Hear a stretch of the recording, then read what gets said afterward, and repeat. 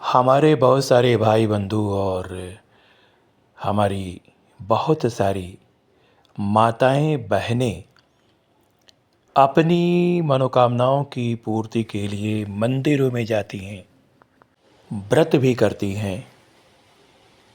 मंदिरों में तो ऐसी भीड़ होती है कि आप खुद उसका अंदाज़ा लगा चुके होते हैं। इतनी भीड़ होती है कि आप अपनी इष्ट देवी या इष्ट देव के सामने अपनी भावनाएं व्यक्त नहीं कर पाते हैं, अपनी बात नहीं रख पाते हैं। आपको मैं बता दूं कि प्रत्यक्ष ईश्वर कहाँ है। उसके पहले गणपति शरणम गच्छामि चैनल में आपका स्वागत है। वीडियो पसंद आए तभी आप लाइक और सब्सक्राइब कीजिएगा। प्रकृति ही मूल देवी हैं, आदि शक्ति हैं। मैं जिनकी भी समस्याओं को सोल्व करने के लिए, हल करने के लिए कहीं जाता हूँ तो समस्याओं को हल करने के क्रम में मैं सबसे पहले प्रकृति माता को ध्यान में लाता हूँ, क्योंकि उन्हें ध्यान में लाए बिना बड़ा से बड़ा विद्वान भी महामाया दुर्गा आदि शक्ति का आशीर्वाद नहीं प्राप्त कर सकता है। महामाया और प्रकृति अलग अलग नहीं है। कहा गया है सर्व मंगल मांगल्ये शिवे सर्वार्थ साधिके शरण्ये त्र्यंबके गौरी नारायणी नमोस्तुते। अर्थात सबों का मंगल करने वाली माँ, सभी पर ध्यान दीजिए और उनका कल्याण कीजिए।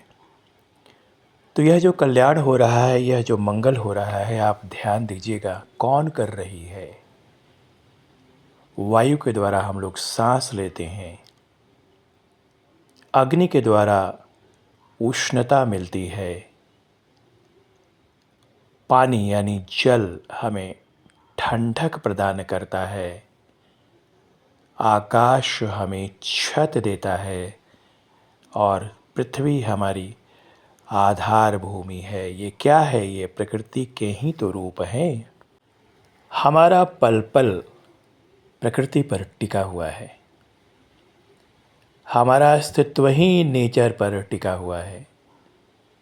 अब आप बताइए, जो व्यक्ति पौधे को उखाड़ता है, पेड़ को कटवाता है, अपनी सुविधा के लिए प्रकृति के साथ छेड़छाड़ करता है, वो व्यक्ति अगर कल्पना करे कि जीवन में सुख पाएगा तो ये कैसे हो सकता है?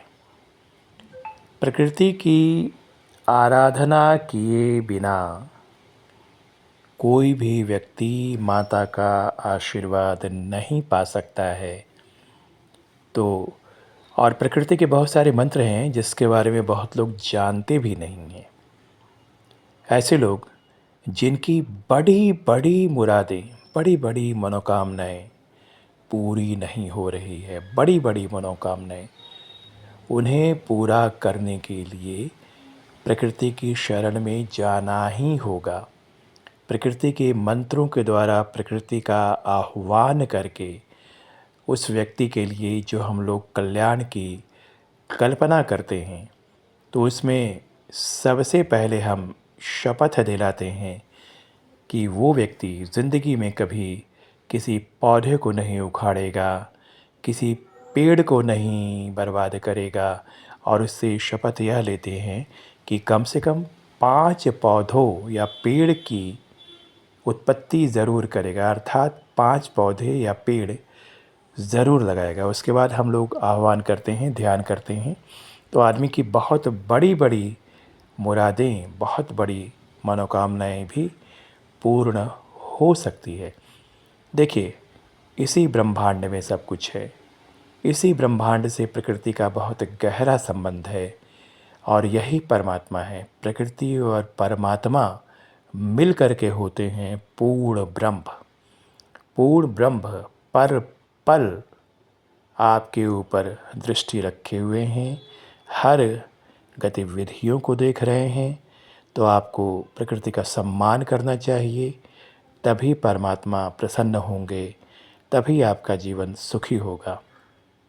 दोस्तों, मैं निःशुल्क समाज सेवा करता हूँ, मेरा किसी से कोई स्वार्थ नहीं है।